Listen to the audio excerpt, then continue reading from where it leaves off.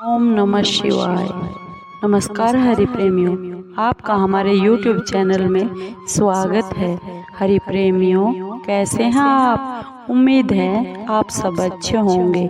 आइए आज का प्रसंग शुरू करते हैं। आज का प्रसंग है सावन मास का महात्म्य अध्याय 6। हरि प्रेमियों, उससे पहले अगर आप हमारे चैनल पर नए हैं तो प्लीज चैनल को सब्सक्राइब जरूर कर लीजिए और बेल आइकन को जरूर दबा लीजिए ताकि आप तक हमारे सारे नोटिफिकेशन पहुंच सके। हरि प्रेमियों, आपका एक भी सब्सक्राइब हमारे लिए बेहद मायने रखता है। आइए आज का ये महात्म्य अध्याय 6 सुनते हैं। सोमवार व्रत विधान। सनत कुमार बोले, हे भगवान, मैंने रविवार का हर्षकारक महात्म्य सुन लिया। अब आप श्रावण मास में सोमवार का महात्म्य मुझे बताइए। ईश्वर बोले, हे सनत कुमार, सूर्य मेरा नेत्र है, उसका महात्म्य इतना श्रेष्ठ है तो फिर उमा सहित सोम मेरे नाम वाले उस सोमवार का कहना ही क्या है। उसका जो महात्म्य मेरे लिए वर्णन के योग्य है उसे मैं आपसे कहता हूँ। सोम चंद्रमा का नाम है और यह ब्राह्मणों का राजा है। यज्ञों का साधन भी सोम है। उस सोम के नाम के कारणों को आप सावधान होकर मुझसे सुन लीजिए, क्योंकि यह बात मेरा ही स्वरूप है, अतः इसे सोम कहा गया है। इसलिए यह समस्त राज्य का प्रदाता तथा श्रेष्ठ है। व्रत करने वालों को यह संपूर्ण राज्य का फल देता है। हे विप्र, उसकी विधि सुनिए। मैं आपको विस्तार पूर्वक बता रहा हूँ। 12 महीनों में सोमवार अत्यंत श्रेष्ठ है। उन मासों में यदि सोमवार व्रत करने में असमर्थ हो तो श्रावण मास में इसे जरूर कर लेना चाहिए। इस मास में इस व्रत को करके मनुष्य वर्ष भर के लिए व्रत का फल प्राप्त करता है। श्रावण में शुक्ल पक्ष के प्रथम सोमवार को यह संकल्प करे कि मैं विधिवत इस व्रत को करूंगा या फिर करूंगी। शिव जी मुझ पर प्रसन्न हो जाइए। इस प्रकार चारों सोमवार के दिन और यदि 5 हो जाए तो उसमें भी प्रातःकाल यही संकल्प करे और रात्रि में शिव का पूजन करे। 16 उपचारों से सायकाल में भी शिव जी की पूजा कीजिए और एकाग्र चित्त होकर इस दिव्य कथा का श्रवण करे। हे सनत कुमार, इस सोमवार की कही जाने वाली विधि को अब मुझसे सुनिए। श्रावण मास के प्रथम सोमवार को इस श्रेष्ठ व्रत को प्रारंभ करे। मनुष्य को चाहिए कि अच्छी तरह स्नान करके पवित्र होकर श्वेत वस्त्र धारण कर ले और काम, क्रोध, अहंकार, द्वेष, निंदा आदि का परित्याग करके मालती, मल्लिका आदि सफेद फूलों को लाए। इनके अतिरिक्त अन्य विविध पुष्पों से तथा अभिष्ट पूजनों उपचारों के द्वारा त्र्यंबक इस मूल मंत्र से शिव जी की पूजा करें।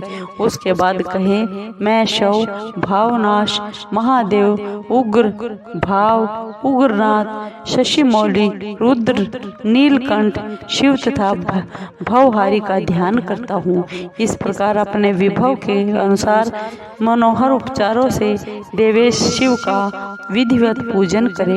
जो इस व्रत को करता है उसके पुण्य फल को सुनिए। जो लोग सोमवार के दिन पार्वती सहित शिव की पूजा करते हैं वे पुनरावृत्ति से रहित हो अक्षय लोक प्राप्त करते हैं।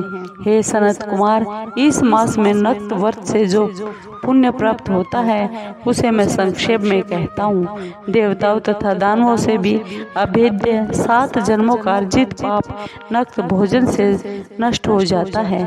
इसमें संदेह नहीं करना चाहिए। अथवा इस अत्युत्तम व्रत को उपवास पूर्वक कीजिए। इसे करने से पुत्र की इच्छा रखने वाले मनुष्य पुत्र प्राप्त करता है और धन चाहने वाला धन प्राप्त करता है। वह जिस अभिष्ट की कामना करता है उसे वही मिल जाता है।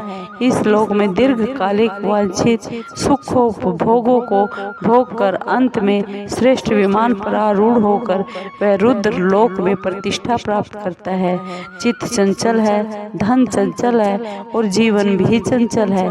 ऐसा समझकर प्रयत्न पूर्वक व्रत का उद्यापन करना चाहिए। चांदी के वृषभ पर विराजमान सुवर्ण निर्मित शिव तथा पार्वती जी की प्रतिमा अपने सामर्थ्य के अनुसार बनानी चाहिए।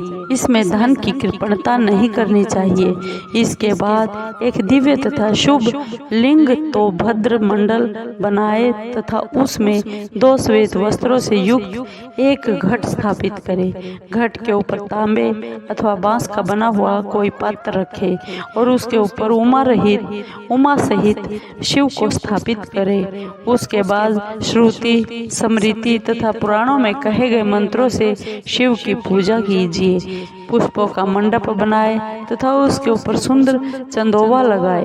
उसमें गीतों तथा बाजों की मधुर ध्वनि के साथ रात में जागरण करे। उसके बाद बुद्धिमान मनुष्य अपने गृह सूत्र में निर्दिष्ट विधान के अनुसार अग्नि स्थापन करे और फिर शव आदि 11 श्रेष्ठ नामों से पलाश की समिधाओं से 108 आहुति प्रदान करे।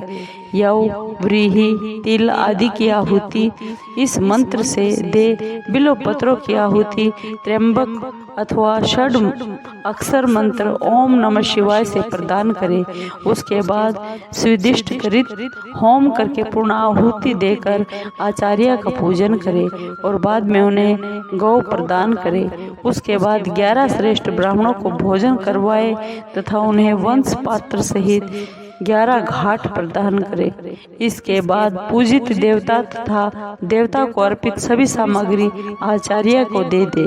तत्पश्चात प्रार्थना करे।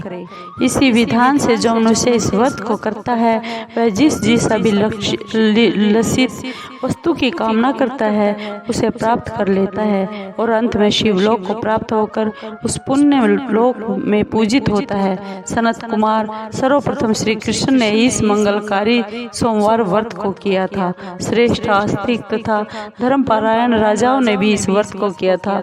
जो इस व्रत का नित्य श्रवण करता है वह भी उस व्रत के करने का फल प्राप्त करता है। हरि प्रेमियों, आपको ये कथा कैसी लगी? सोमवार व्रत की विधि और उसके फल का ये वीडियो कैसी लगी? अगर आपको अच्छी लगी हो तो प्लीज़ चैनल को सब्सक्राइब कीजिए, लाइक कीजिए और शेयर कीजिए ताकि और भक्तों को भी इसका लाभ मिल सके। हरि प्रेमियों, कमेंट जरूर कीजिए। ओम नमः शिवाय।